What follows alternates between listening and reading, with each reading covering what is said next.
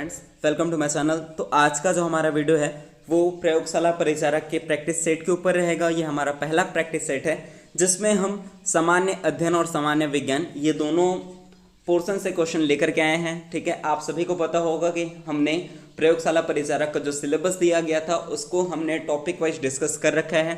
हमने सभी टॉपिक के ऊपर एमसीक्यू लेकर के आया है। ठीक है, वो सभी टॉपिक्स को हमने बेहतरीन क्लासेस के जरिए डिस्कस कर रखा है। तो प्रयोगशाला परिचारक का जो सिलेबस है आप सभी को पता होगा। एक भाग में आपको सामान्य विज्ञान के प्रश्न देखने को मिलेंगे, दूसरे भाग में हमको सामान्य अध्ययन के प्रश्न देखने को मिलेगा।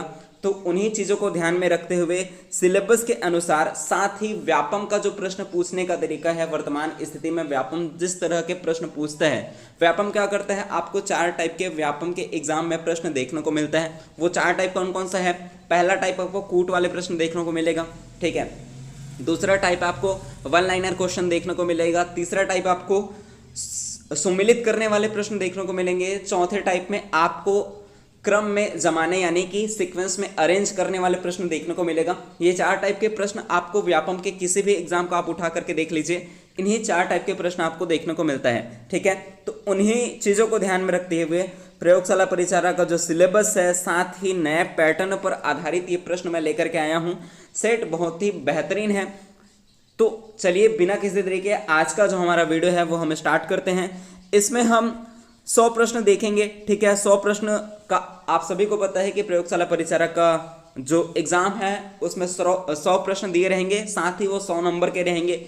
तो हूबहू उसी पैटर्न पर मैं ये वीडियो आपके लिए लेकर के आया हूँ। तो चलिए बिना किसी देरी के आज का जो हमारा बेहतरीन क्लास है वो हम स्टार्ट करते हैं। आप सभी ये कमेंट करना कि इन 100 प्रश्नों में से आपका कितना सही हुआ है। ठीक है, चलिए शुरू करते हैं। हमारा पहला क्वेश्चन दिया गया है, निम्नलिखित में से किस धातु को उसकी अत्यधिक क्रियाशीलता के कारण तथा वायुमंडल के प्रभाव से बचाने के लिए केरोसिन में डुबाकर रखा जाता है। सिंपल सा प्रश्न ये है कि कौन सी धातु है जिसे केरोसिन में डुबा करके रखा जाता है। तो आप सभी को इसका आंसर पता होगा, वो है सोडियम। ठीक है, सोडियम को केरोसिन में डुबा करके रखा जाता है क्योंकि सोडियम जो है वो अत्यधिक क्रियाशील होता है। ठीक है, चलिए आगे बढ़ते हैं। ऑप्शन सी इसका करेक्ट आंसर था सुमिलित करने वाले प्रश्न। ठीक है, आपको यह बताना है सूची 1 को सूची 2 से सुमिलित करना है। सूची 1 में दिया गया है क्वांटम संख्या, सूची 2 में दिया गया है वो क्या दर्शाता है। ठीक है, इन्हें सुमिलित करना है, साथ ही कूट का प्रयोग करके सही उत्तर का चयन करना है। थोड़ा फास्ट ट्रैक चलेंगे क्योंकि एग्जाम 3 अगस्त को होना है, आप सभी को पता है। ठीक है, और साथ ही 100 प्रश्न में लेकर के आया हूं तो वीडियो ज़्यादा लंबा ना हो जाए करके मैं इसे फास्ट ट्रैक में चलूंगा। ठीक है, चलिए सुमिलित करेंगे। मुख्य क्वांटम संख्या क्या दर्शाता है? तो जो मुख्य क्वांटम संख्या है वो इलेक्ट्रॉन का ऊर्जा स्तर दर्शाता है। ठीक है, द्विगांशिक क्वांटम संख्या क्या दर्शाता है?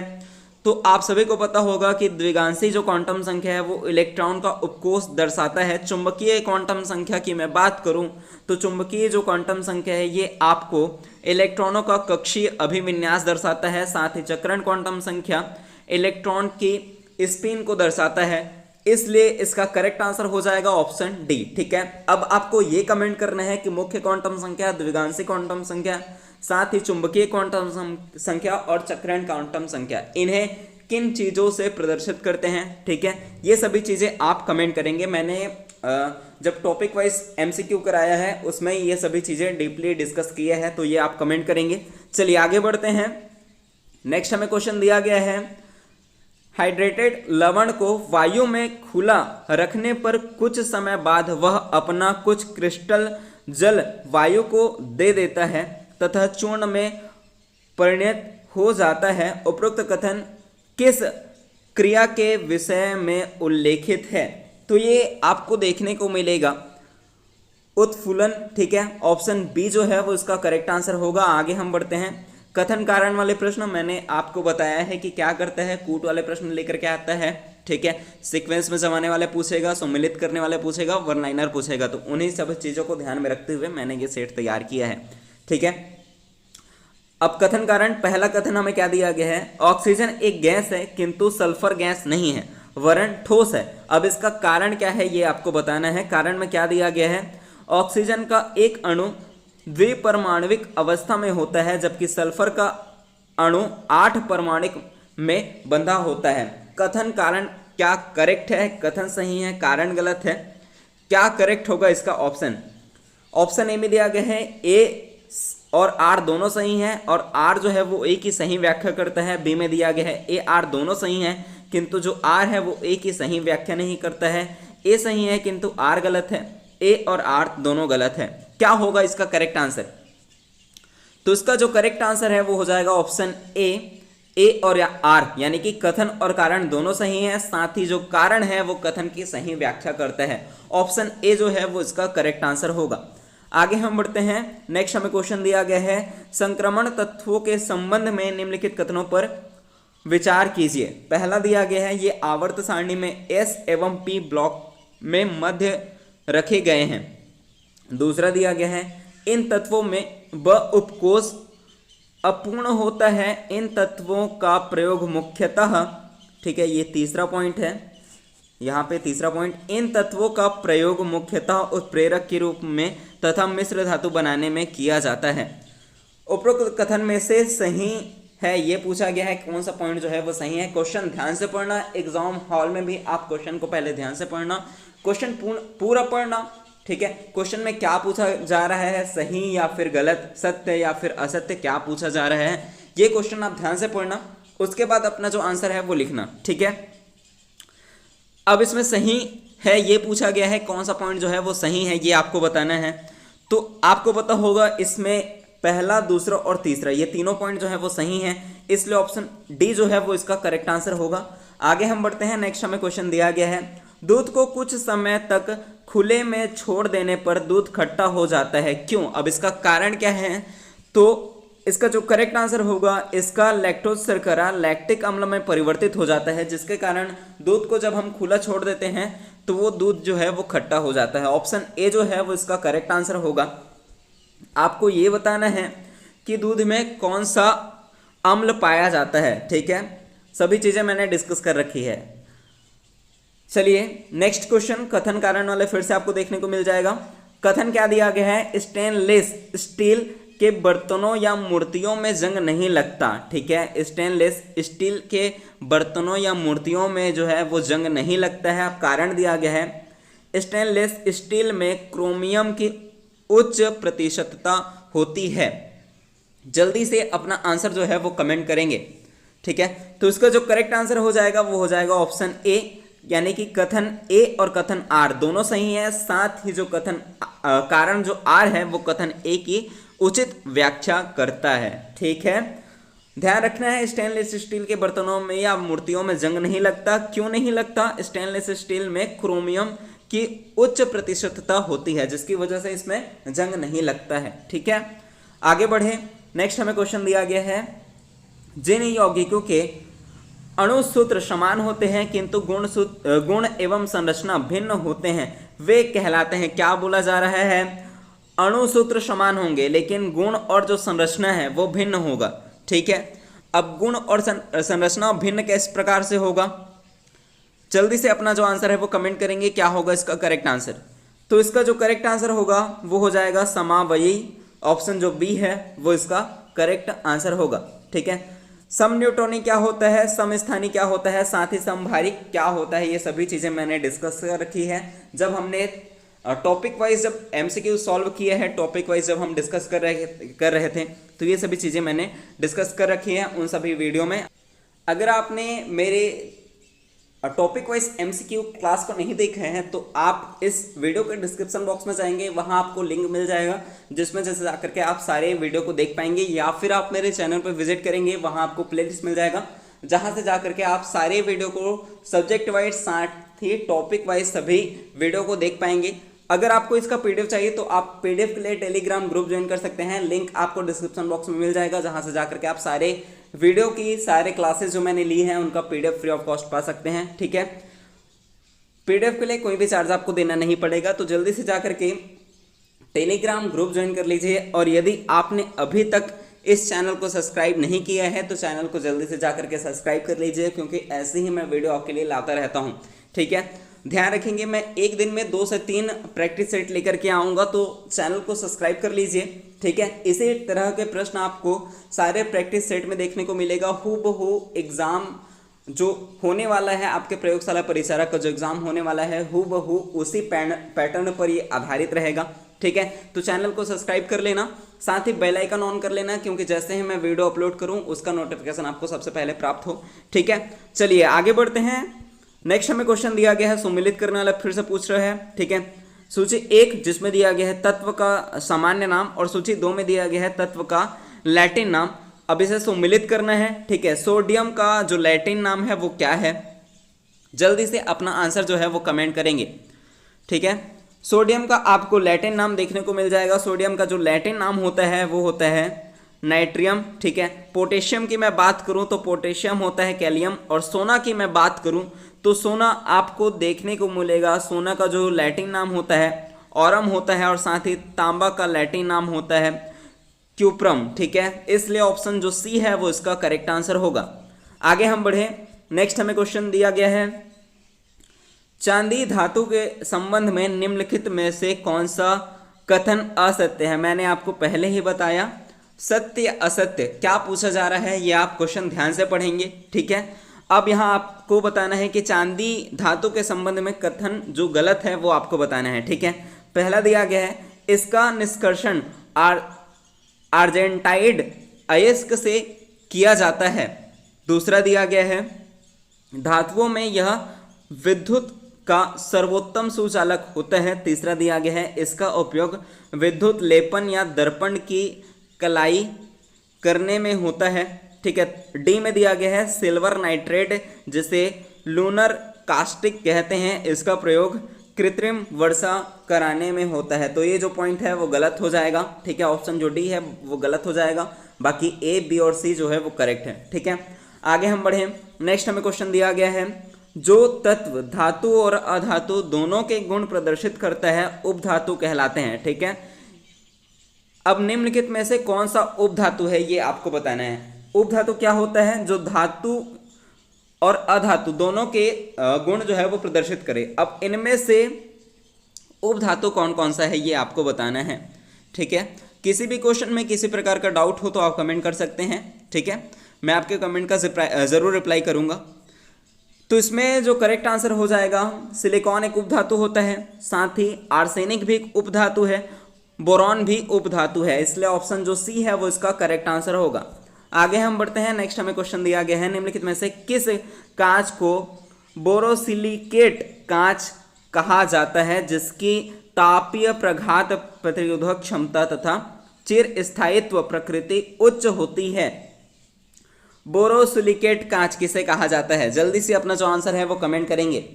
तो उसका जो करेक्ट आंसर हो जाएगा वो हो जाएगा ऑप्शन ए, पाइड्रेक्स कांच को बोरोसिलिकेट कांच कहा जाता है, जिसका जो तापीय प्रघात प्रतिरोधक क्षमता, ठीक है, तथा चिर स्थायित्व प्रकृति उच्च होती है, ये आपको ध्यान में रखना है। आगे हम बढ़े। नेक्स्ट हमें क्वेश्चन दिया गया है, निम्नलिखित में से आइसोसाइनोकार्बनिक यौगिक का अभिक्रियाशील समूह है, कौन सा वो समूह है ये आपको बताना है। तो इसका जो करेक्ट आंसर हो जाएगा वो एनसी हो जाएगा, ठीक है।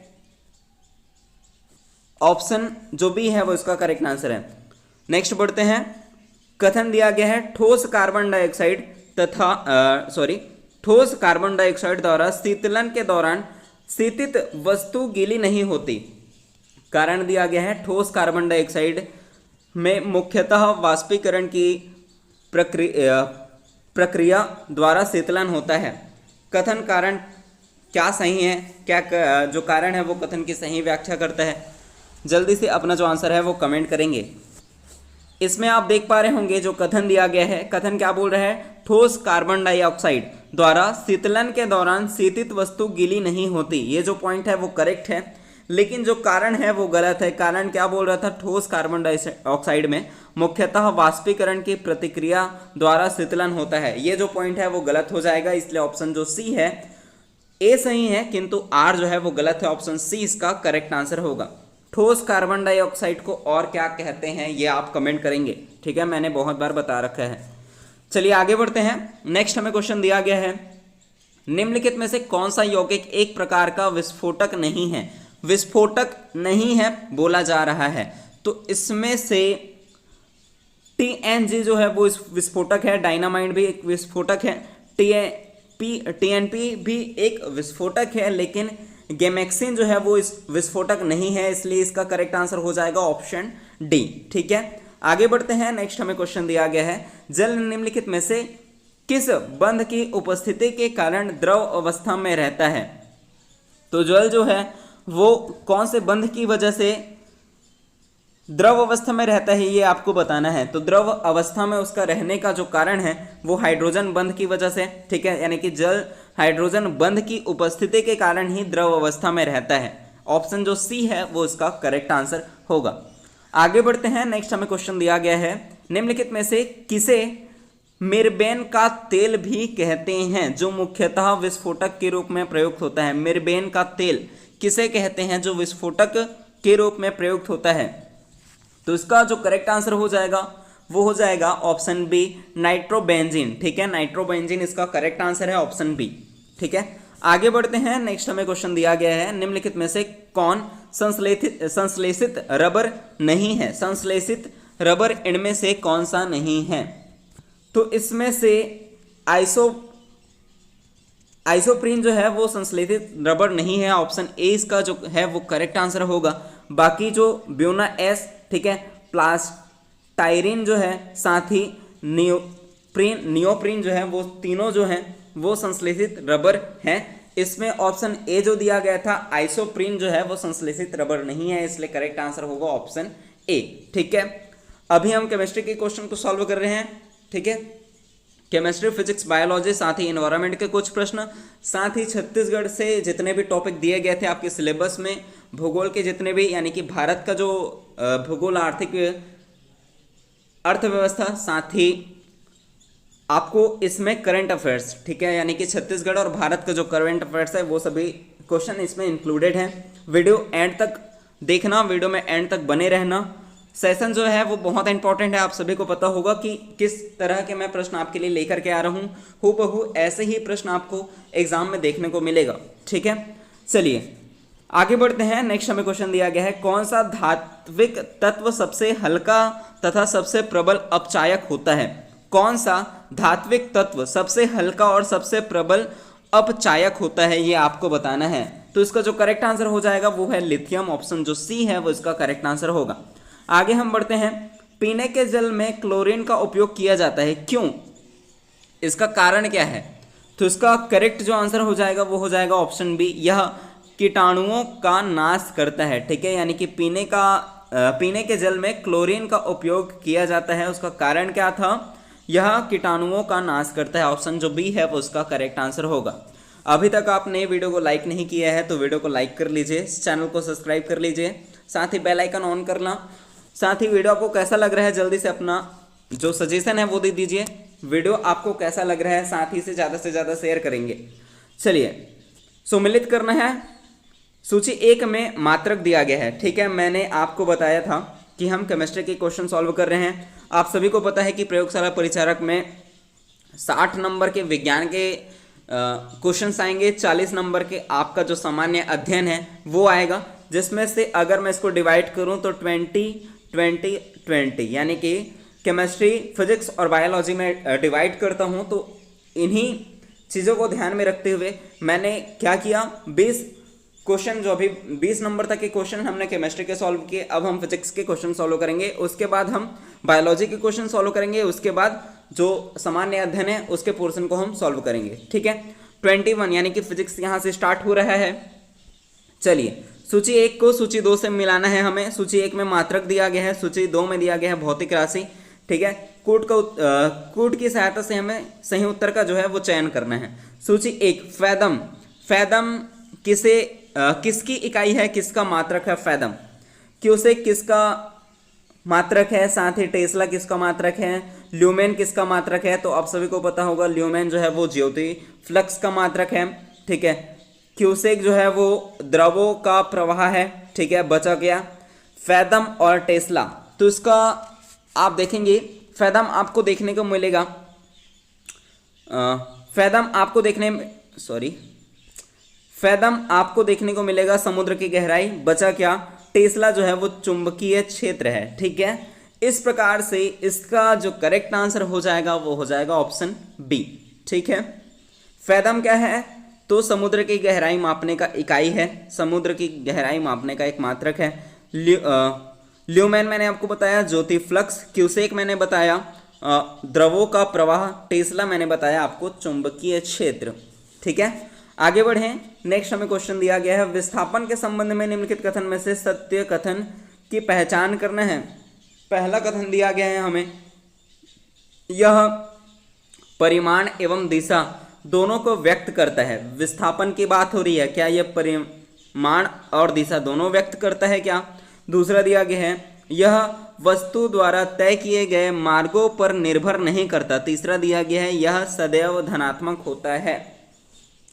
कौन कौन सा पॉइंट जो है वो करेक्ट होगा? तो इसका जो करेक्ट आंसर है वो हो जाएगा ऑप्शन ए। ठीक है, यानी कि केवल एक और जो दो है। ठीक है, विस्थापन क्या करता है? परिमाण और दिशा दोनों व्यक्त करता है, साथ ही यह वस्तु द्वारा तय किए गए मार्गों पर निर्भर नहीं करता।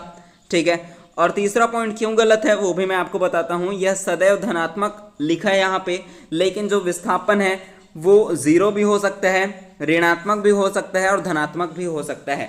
ठीक है, इसलिए तीसरा जो पॉइंट है वो गलत हो जाएगा। ऑप्शन ए जो है वो उसका करेक्ट आंसर होगा, केवल एक और दो। ठीक है, फिर से दिया गया है कथन, पेड़ की शाखा को हिलाने पर उसमें लगे फल टूटकर नीचे गिर जाते हैं। दूसरा दिया गया है, पेड़ पर लगे फल विराम में जड़त्व और पृथ्वी के आकर्षण बल के कारण पेड़ से अलग हो जाते हैं। तो इसका जो करेक्ट आंसर हो जाएगा वो हो जाएगा ऑप्शन ए। कथन और कारण जो है वो दोनों सही हैं और साथ ही कारण जो है वो कथन के सही व्याख्या करता है। ठीक है, आई होप कि आपको समझ आ रहा होगा। अगर आपको समझ आ रहा है, वीडियो आपके लिए यूजफुल लग रहा हो तो वीडियो को लाइक कर लीजिए। प्यारा सा कमेंट जरूर करना वीडियो आपको कैसा लग रहा है, क्योंकि आपका जो लाइक करना, कमेंट करना, साथ ही चैनल को सब्सक्राइब करना मुझे और मोटिवेट करता है और बेहतर करने के लिए। ठीक है, लाइक जरूर कर देना, सब्सक्राइब जरूर कर देना, बेल आइकन ऑन कर लेना, जिससे मैं पहले ही अगर वीडियो अपलोड करूं तो आपको उसका नोटिफिकेशन सबसे पहले प्राप्त हो। चलिए आगे बढ़ते हैं। लिफ्ट में व्यक्ति के आभासी भार के संबंध में नीचे दिए गए कथनों में से सत्य कथन चुनना है। पहला दिया गया है, जब लिफ्ट विराम अवस्था में है तब व्यक्ति का आभासी भार व्यक्ति के वास्तविक भार के बराबर होता है। दूसरा कथन दिया गया है, जब लिफ्ट एक समान वेग से ऊपर जाती है तब उसमें स्थित व्यक्ति का आभासी भार बढ़ा हुआ प्रतीत होता है। तीसरा दिया गया है, जब लिफ्ट त्वरण से नीचे जाती है तो उसमें स्थित व्यक्ति का जो भार है वो घटा हुआ प्रतीत होता है। सही क्या है वो आपको बताना है। तो इसमें से जो करेक्ट है वो आपको पहला साथ ही तीसरा ये दोनों करेक्ट है और दूसरा जो पॉइंट है वो गलत हो जाएगा, इसलिए ऑप्शन जो सी है वो इसका करेक्ट आंसर होगा। 1 व 3 सही है, किंतु जो आर है वो गलत है। ठीक है, आगे बढ़ें। नेक्स्ट हमें क्वेश्चन दिया गया है, निम्नलिखित में से कौन सी तरंगे ऊर्जा का स्थानांतरण नहीं करती है? ऊर्जा का स्थानांतरण कौन तरंग नहीं करता है? ऑप्शन ए प्रगामी तरंग, ऑप्शन बी में दिया गया है अप्रगामी तरंग, ऑप्शन सी में दिया गया है विद्युत चुंबकीय तरंग, ऑप्शन डी इनमें से कोई नहीं। तो इसका जो करेक्ट आंसर हो जाएगा वो हो जाएगा ऑप्शन बी। जो अप्रगामी तरंगे होती है वो ऊर्जा का स्थानांतरण नहीं करती हैं। ठीक है, ध्यान रखेंगे। आगे हम बढ़ते हैं। ध्वनि से रिलेटेड फिर से आपको क्वेश्चन पूछा जा रहा है यहाँ पे, पराश्रव्य ध्वनि कहलाती है। मैंने आपको ध्वनि की आवृत्ति के आधार पर ध्वनि को 3 भाग में मैंने डिवाइड किया था। ठीक है, मैंने आपको बताया था एक श्रव्य ध्वनि, ठीक है, श्रव्य, दूसरा मैंने आपको बताया था अश्रव्य, तीसरा मैंने आपको बताया था पराश्रव्य। ठीक है, अगर आप में से जो पुराने स्टूडेंट हैं जो इस चैनल से जुड़े हुए हैं, जो इस चैनल के वीडियो को देखते हैं, तो मैंने ये तीनों चीज़ें आपको डिस्कस कर रखा है।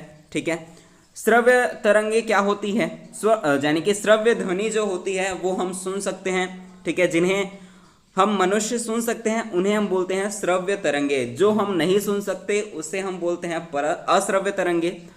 और जो परश्रव्य तरंगे क्या होती है, जिन्हें चमगादड़ जो है, ठीक है, चमगादड़ जैसे जीव जो हैं वो सुन सकते हैं पराश्रव्य तरंगों को। ये सभी चीज़ें मैंने डिस्कस कर रखी है।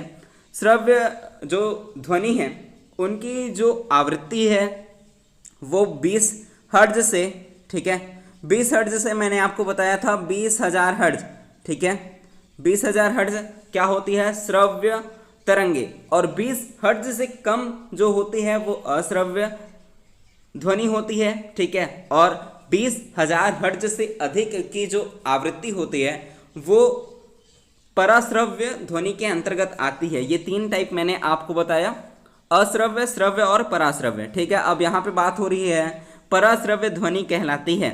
तो पराश्रव्य ध्वनि क्या होगी, जिनका जो आवृत्ति है वो 20,000 हर्ट्ज से अधिक होगा, ठीक है। तो इसका जो करेक्ट आंसर होगा वो हो जाएगा ऑप्शन सी, ठीक है। यहाँ पे लिख लेना 1 0 और ऐड, ठीक है, यानी कि 20,000, 20 से 20,000 हर्ट्ज से अधिक आवृत्ति की जो अनुदैर्ध्य तरंगे होती हैं वो पराश्रव्य ध्वनि कहलाती हैं, ठीक है। अश्रव्य मैंने बताया क्या, 20 हर्ट्ज से कम की ध्वनि, ठीक है। और 20 हर्ट्ज से 20,000 हर्ट्ज तक की जो आवृत्ति होती है वो श्रव्य ध्वनि के अंतर्गत आती है, ठीक है। इसमें पराश्रव्य की बात हो रही थी, तो पराश्रव्य जो है वो 20 हर्ट्ज से अधिक आवृत्ति की अनुदैर्ध्य तरंगे होती है, ठीक है। आई होप कि आपको समझ आया होगा। आगे हम बढ़ते हैं। आप एक रेलवे प्लेटफॉर्म पर खड़े हैं, एक रेलगाड़ी का इंजन सीटी बजाते हुए तीव्र गति से आपको जैसा ही पार करता है उसकी सीटी की ध्वनि का तारत्व एकदम कम हो जाता है। इस परिघटना को कहते हैं। इस टाइप के क्वेश्चन आपको सभी एग्जाम में देखने को मिलता है, ठीक है।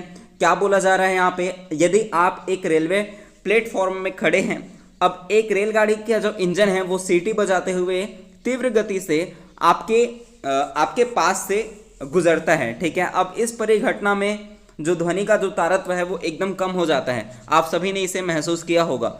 अब इस परिघटना को क्या कहते हैं ये आपको बताना है। तो इस परिघटना को हम कहते हैं डॉपलर प्रभाव, ठीक है। ऑप्शन जो डी है वो उसका करेक्ट आंसर होगा। आगे बढ़ते हैं। नेक्स्ट हमें क्वेश्चन दिया गया है, ऊष्मा का सर्वोत्तम चालक क्या होता है। ऊष्मा का सर्वोत्तम चालक इनमें से कौन सा है, जल्दी से अपना जो आंसर है वो कमेंट करेंगे। ऊष्मा का सर्वोत्तम चालक आप सभी को पता होगा, जो पारा है वो ऊष्मा का सर्वोत्तम चालक है। ऑप्शन जो बी है वो उसका करेक्ट आंसर होगा। नेक्स्ट क्वेश्चन दिया गया है, ब्रह्मांड में न्यूनतम संभव ताप की बात हो रही है। न्यूनतम संभव ताप क्या होता है, तो आप सभी को पता होगा न्यूनतम संभव ताप -273 डिग्री सेल्सियस होता है। इसे ही बोला जाता है परम शून्य ताप, ठीक है, परम शून्य ताप। ध्यान रखेंगे, परम शून्य ताप किसे कहा जाता है पूछा जाए तो -273 डिग्री सेल्सियस को कहा जाता है, ठीक है। नेक्स्ट क्वेश्चन दिया गया है। क्वेश्चन में पूछा जा रहा है, राइस कुकर में चावल पकाने में बहुत कम समय लगता है, इसका कारण क्या है। जो राइस कुकर होता है, ठीक है, उसमें चावल बहुत जल्दी पक जाता है, इसका कारण क्या है। इस टाइप के क्वेश्चन हमने डिस्कस कर रखा है, ठीक है। आप सभी अपना जो आंसर है वो कमेंट करेंगे। तो इसका जो करेक्ट आंसर हो जाएगा वो हो जाएगा ऑप्शन ए, यह जल के क्वथनांक को बढ़ा देता है, ठीक है, जिसकी वजह से कुकर में जो है वो चावल जो है वो जल्दी पक जाता है, ठीक है। आगे बढ़ते हैं। नेक्स्ट हमें क्वेश्चन दिया गया है, कथन दिया गया है, कांच की बोतल पर धातु के ढक्कन को खोलने के लिए उसे गर्म किया जाता है जिससे वह आसानी से खुल जाता है। अब कारण दिया गया है, कांच की अपेक्षा धातु का प्रसार गुणांक कम होता है। क्या होगा इसका करेक्ट आंसर, तो इसका जो करेक्ट आंसर हो जाएगा वो हो जाएगा ऑप्शन सी, यानी कि कथन जो ए दिया गया है वो करेक्ट है, लेकिन जो कारण आर है वो गलत हो जाएगा, ठीक है। आगे बढ़ते हैं।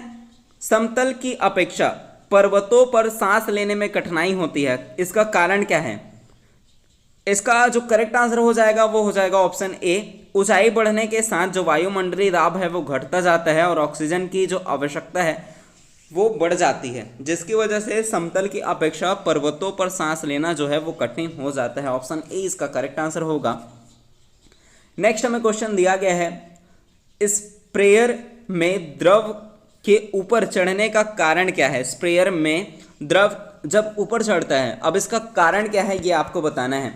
तो इसका जो करेक्ट आंसर हो जाएगा वो हो जाएगा ऑप्शन सी, ऊपरी सिरा पर कम दाब का होना, जिसकी वजह से इस स्प्रेयर में जो द्रव है वो ऊपर चढ़ता है। ठीक है, ऑप्शन सी इसका करेक्ट था। आगे हम बढ़ते हैं। नेक्स्ट हमें क्वेश्चन दिया गया है, जब कोई बाह्य बल ना लगा हो तब द्रव की एक छोटी बूंद की आकृति निर्धारित होती है। अगर द्रव पर कोई बाह्य बल नहीं लगा है तो द्रव की एक छोटी सी बूंद की आकृति किस पर निर्धारित करेगी। तो इसका जो करेक्ट आंसर होगा, आप सभी को इसका आंसर पता होगा, इसका जो करेक्ट आंसर है वो पृष्ठ तनाव है वो होगा। ठीक है, बारिश की बूंदी का जो बारिश होती है उसका जो बूंद होता है, ठीक है, उसका जो बूंद का गोल होना किसकी वजह से होता है, पृष्ठ तनाव की वजह से होता है। ये भी पूछा जा चुका है।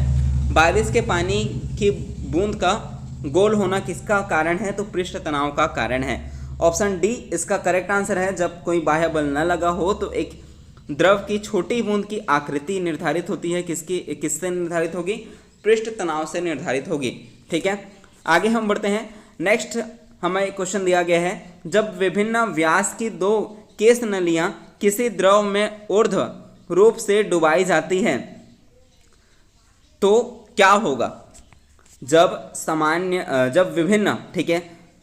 विभिन्न व्यास की दो केस नली हैं और दोनों की जो व्यास है वो विभिन्न है, यानी कि अलग अलग हैं। अब इन्हें द्रव में मान लेते हैं, ये कोई द्रव है, ठीक है। अब इसमें दो केस नली, ठीक है, ये मान लेते हैं दो केस नली जिनका एक का व्यास आप देख पा रहे हैं कम है, एक का व्यास ज़्यादा है। अब इन दोनों को ऊर्ध्वाधर यानी कि उल्टा इस द्रव में डुबा रहे हैं तो क्या होगा। जल्दी से अपना जो आंसर है वो कमेंट करेंगे। तो इसका जो करेक्ट आंसर हो जाएगा वो हो जाएगा ऑप्शन बी, अधिक त्रिज्या वाली केस नली में द्रव कम चढ़ेगा। ठीक है, यानी कि जिसका जो व्यास है वो उसमें जो है वो जल कम दूरी तक चढ़ेगा। ठीक है, और जिसका जो व्यास है वो कम है उसमें जो जल है वो अधिक दूरी तक चढ़ेगा। ठीक है, इसलिए ऑप्शन जो बी है वो उसका करेक्ट आंसर होगा। आगे हम बढ़ते हैं। नेक्स्ट हमें क्वेश्चन पूछा जा रहा है, संध्या के समय जब सूर्य क्षैतिज से नीचे चला जाता है तो भी कुछ समय तक दिखाई देता है, प्रकाश के किस गुण के कारण यह घटना होती है। संध्या के समय आप सभी ने देखा होगा सूर्य क्षितिज से नीचे चला जाता है तो फिर भी वह कुछ समय तक हमें दिखाई देता है। अब यह घटना किसकी वजह से होता है, तो इसका जो करेक्ट आंसर है वो हो जाएगा ऑप्शन डी, प्रकाश के अपवर्तन की वजह से ये घटना होती है और ये हमें दिखाई देता है। ठीक है, आगे बढ़ते हैं। नेक्स्ट हमें क्वेश्चन दिया गया है, सूर्य ग्रहण जब होता है, सूर्य ग्रहण कब होता है। जल्दी से जो अपना आंसर है वो कमेंट करेंगे। आप सभी को पता होगा, मान लेते हैं ये हम सूर्य लेते हैं, ठीक है, ये मैंने सूर्य बनाया, ठीक है। अब हम बना लेते हैं पृथ्वी, ठीक है, ये मान लीजिए पृथ्वी है। अब ले लेते हैं चंद्रमा, ठीक है। चंद्रमा की जो स्थिति है यानी कि जो चांद है वो सूर्य और पृथ्वी के बीच में जब आ जाता है, ठीक है, तब सूर्य ग्रहण होता है। ठीक है, यानी कि इसका जो करेक्ट आंसर हो जाएगा वो हो जाएगा ऑप्शन ए, चंद्रमा सूर्य एवं पृथ्वी के बीच आ जाती है जिसकी वजह से सूर्य ग्रहण होता है। ये बात हो गई सूर्य ग्रहण की। अब आपको ये बताना है कि कौन सी स्थिति में चंद्र ग्रहण होता है। ठीक है, सूर्य पृथ्वी और चंद्रमा की स्थिति में आप किस तरह से होगा जब चंद्र ग्रहण होगा, ये अपना आंसर जो है वो कमेंट करेंगे।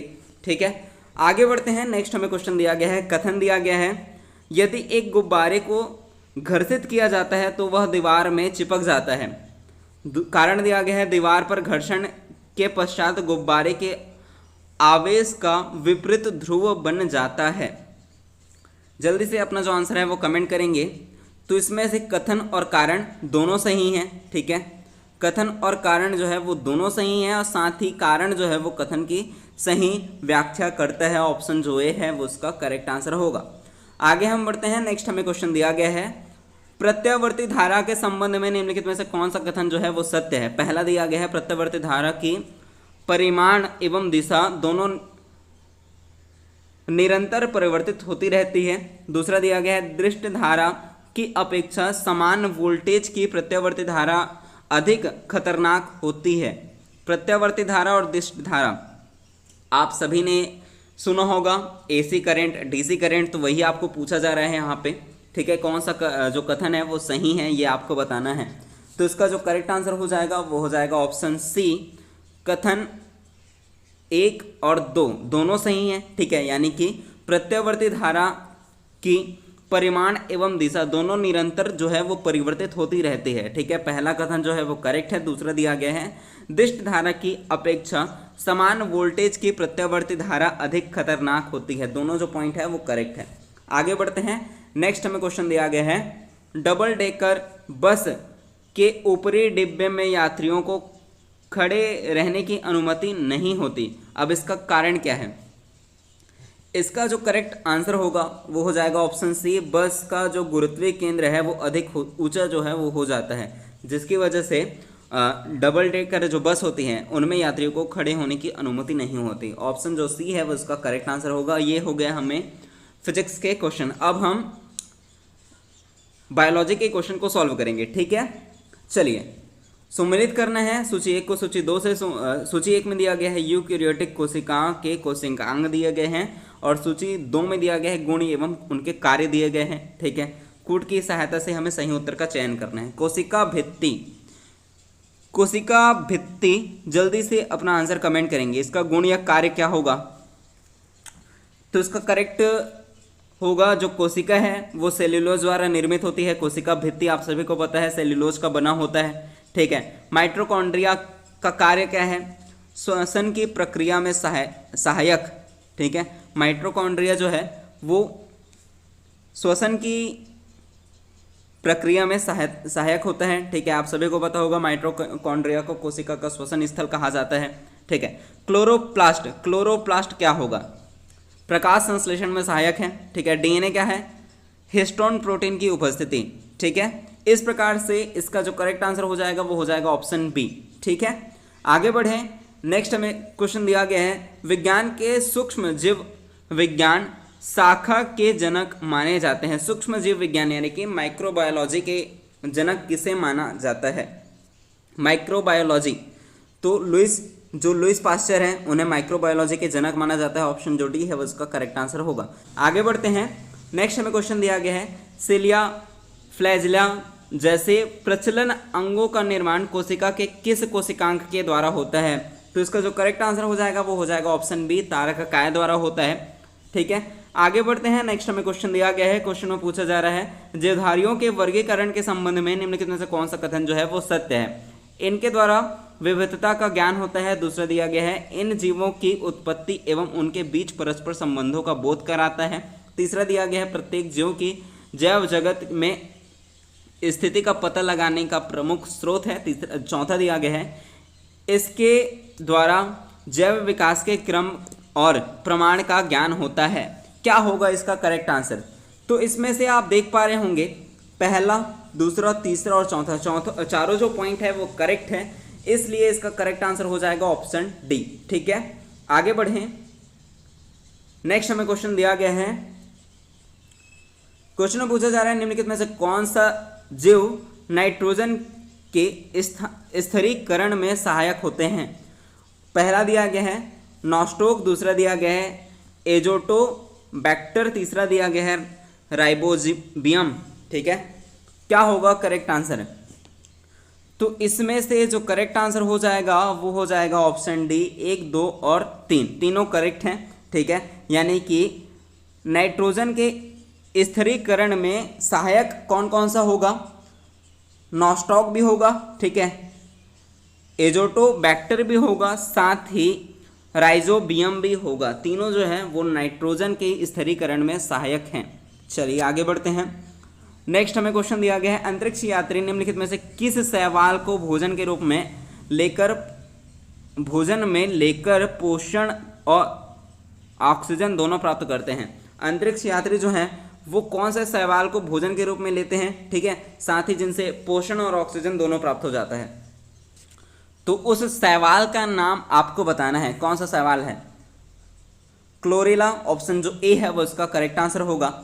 आगे बढ़ते हैं, नेक्स्ट हमें क्वेश्चन दिया गया है माइकोराइजा या कवक मूल के संबंध में निम्नलिखित में से असत्य। मैंने आपको बताया था, ध्यान से पढ़ना क्वेश्चन, सत्य पूछा जा रहा है या असत्य, ठीक है।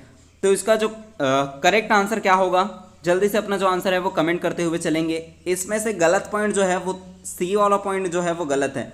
इस साहचर्य संबंध में कभी कभी कवक पौधे से खनिज पदार्थ का अवशोषण कर उसे हानि पहुंचाते हैं, ये जो पॉइंट है वो गलत है। बाकी ए जो दिया गया है यह उच्च श्रेणी के पौधों के जड़ और कवक के मध्य एक सहजीवी संबंध का परिणाम है, ये पॉइंट जो है वो सही है, ठीक है।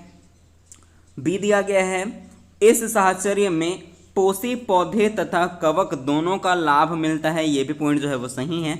डी में दिया गया है चिड़ व भोजपत्र ब्रज के वृक्ष माइकोराइजिया के अभाव में बौने रह जाते हैं, ये तीनों जो पॉइंट है वो सही है। और हमें यहाँ पे असत्य पूछा जा रहा था, ऑप्शन जो सी है वो असत्य है, इसलिए ऑप्शन जो सी है वो इसका करेक्ट आंसर होगा।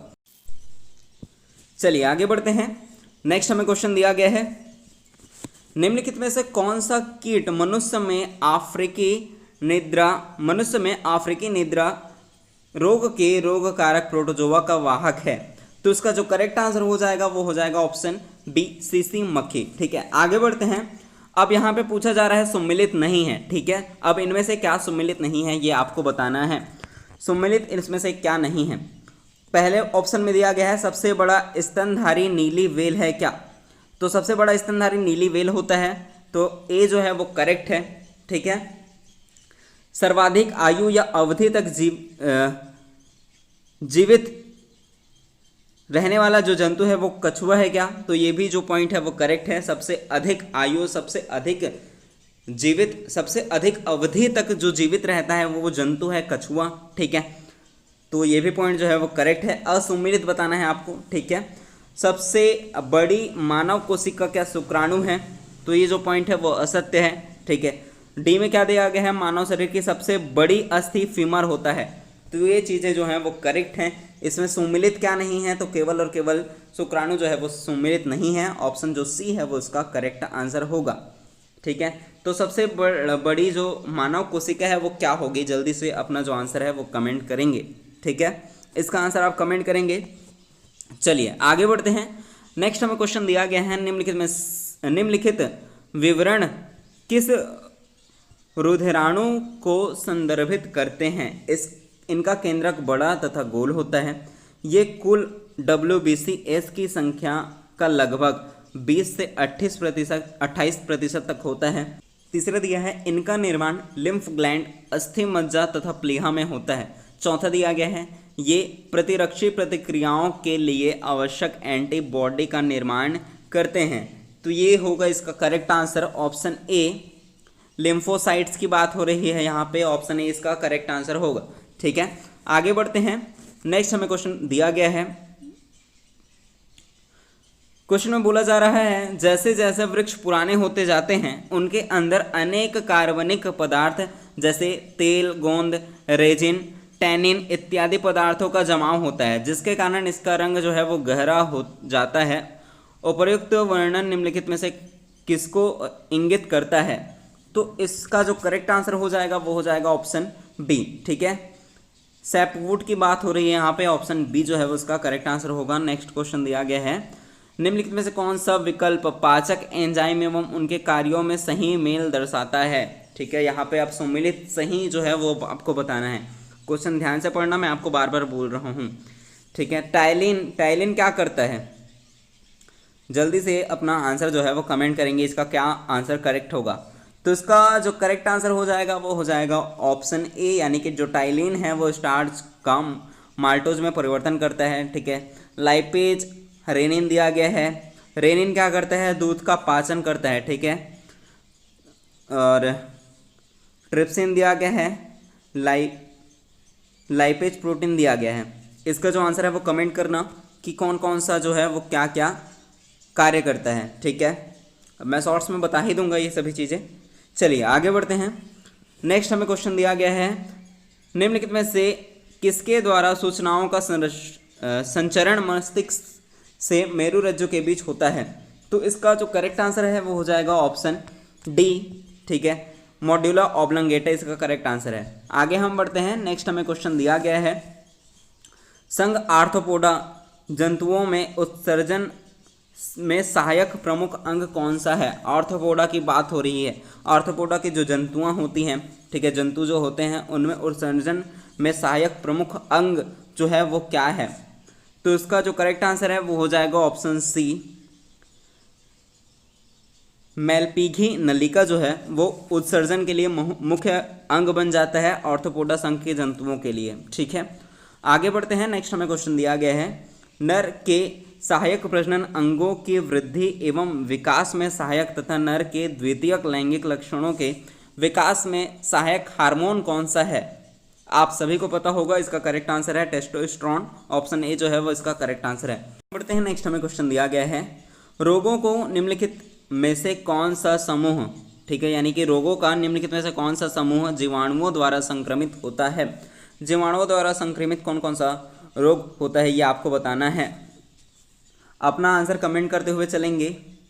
इसका जो करेक्ट आंसर है वो हो जाएगा हैजा और टेटनस। ऑप्शन बी है इसका करेक्ट आंसर। आगे बढ़ते हैं। नेक्स्ट हमें क्वेश्चन दिया गया है, चिकनी पेशी होती है, चिकनी पेशी किसकी होती है। चिकनी पेशी, इसका जो करेक्ट आंसर है वो हो जाएगा ऑप्शन नंबर बी।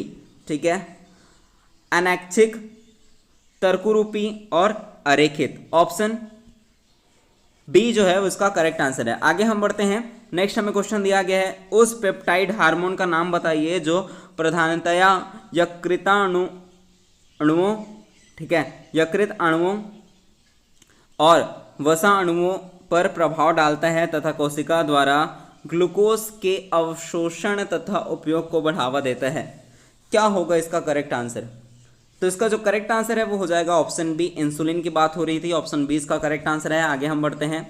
नेक्स्ट हमें क्वेश्चन दिया गया है, अर्धसूत्री विभाजन की घटनाओं को सही क्रम में व्यवस्थित करना है। ठीक है, मैंने आपको पहले ही बताया, व्यापम 4 टाइप के प्रश्न आपको पूछता है।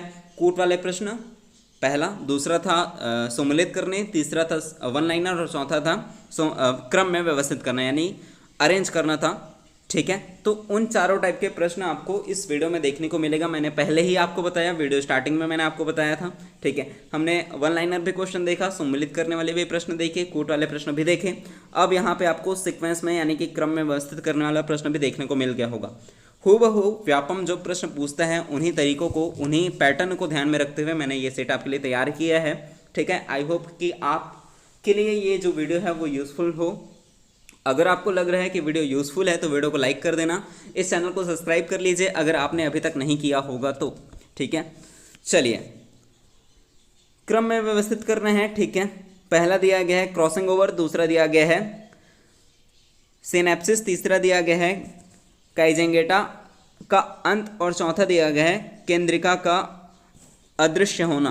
क्या होगा सही क्रम। ठीक है, चलिए तो इसका सही क्रम हो जाएगा, पहले नंबर पे आएगा सिनेप्सिस। ठीक है, ये पहले नंबर पे आएगा। ठीक है, दूसरे नंबर पे आपको क्रॉसिंग ओवर देखने को मिलेगा। तीसरे नंबर में काइजेंगेटा जो है वो उसका अंत होता है। ठीक है, चौथे नंबर में केंद्रिका जो है वो अदृश्य होता है। इसलिए इसका करेक्ट आंसर हो जाएगा ऑप्शन बी, 2 1 3 4, ये इसका सही क्रम होगा। चलिए आगे बढ़ते हैं। नेक्स्ट हमें क्वेश्चन दिया गया है, निम्नलिखित में से कौन सा फल अनिषेक फलनीय है। तो इसका जो करेक्ट आंसर है वो हो जाएगा ऑप्शन नंबर डी। ठीक है, केला। आगे बढ़ते हैं।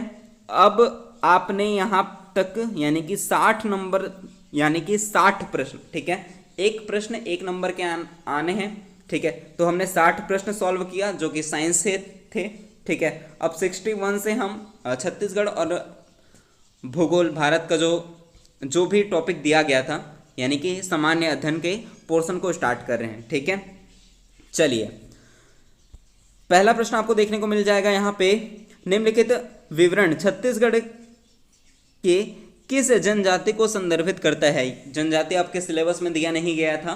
ठीक है। सिलेबस आप ध्यान से देखे होंगे तो वहाँ पे जनजाति लिखा नहीं है, लेकिन क्या पता व्यापम जो है वो जनजाति पूछ ले, क्योंकि व्यापम कोई भी एग्जाम लेता है, ठीक है। आप छत्तीसगढ़ के किसी भी एग्जाम को ले लें जिसमें छत्तीसगढ़ का सब्जेक्ट हो और जनजाति उसमें ना पूछा हो, इसलिए मैंने जनजाति को भी इसमें ऐड किया है, ठीक है। चलिए, निम्नलिखित विवरण छत्तीसगढ़ की किस जनजाति को संदर्भित करता है ये आपको बताना है। नाहार, बिजवाज आदि इसकी उपजातियां हैं। ये राज्य के विशेष पिछड़ी जनजातियों में से एक है। विशेष पिछड़ी जनजातियों की संख्या कितनी है आप सभी को पता होगा। मैंने जनजाति का एक बेहतरीन क्लास लेकर के आया था, ठीक है। उसमें बेहतरीन तरीके से मैंने आपको जनजाति को डिस्कस कराया है।